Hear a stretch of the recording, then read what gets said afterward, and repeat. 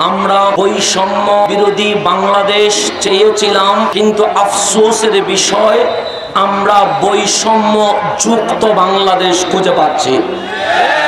আজকের এই মঞ্চ থেকে যেইভাবে আবু সাইদ মুগ্ধ সহ এই আন্দোলনে যারা শহীদ হয়েছে তাদের হত্যার বিচার যেমনি ভাবে চায়, এই শোকাবহ আগস্টে আল্লামা নুরুল ইসলাম ফারুকীর হত্যার বিচার করতেই হবে।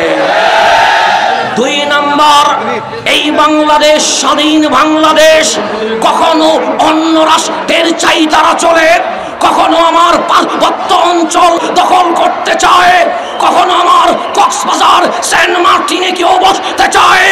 এই বাংলাদেশকে যদি কেউ কলোনি বানাতে চায়, বিদেশি শক্তিকে নাশসাত করতে ইমামে আহলে সুন্নাতের সৈনিকরা আবার মাঠে নামতে প্রস্তুত আছে।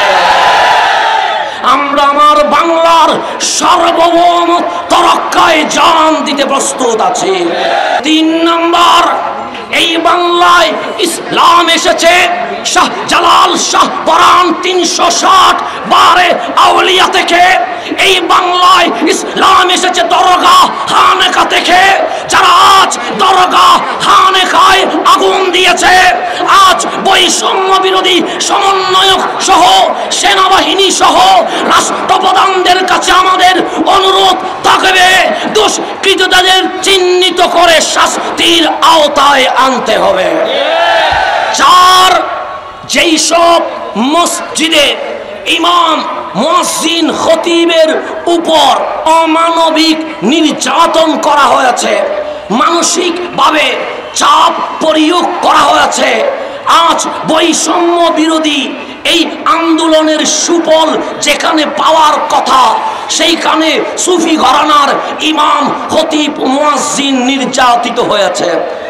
আমরা মাননীয় সরকারের প্রতি অনুরোধ জানিয়েছি, জাতীয় ইস্যু প্রোগ্রামে আমরা বলেছি, এই বাংলাদেশ সাম্প্রদায়িক বাংলাদেশ। এই বাংলাদেশে যার যার মতাদর্শ সে স্বাধীনভাবে পালন করবে। আমি তাদের মসজিদে হামলা করব না, তারা আমার মসজিদে হামলা করার কোনো অধিকার নাই। কোরআন সুন্নাহ দলিলের আলোকেই আমরা দাওয়াত দিব।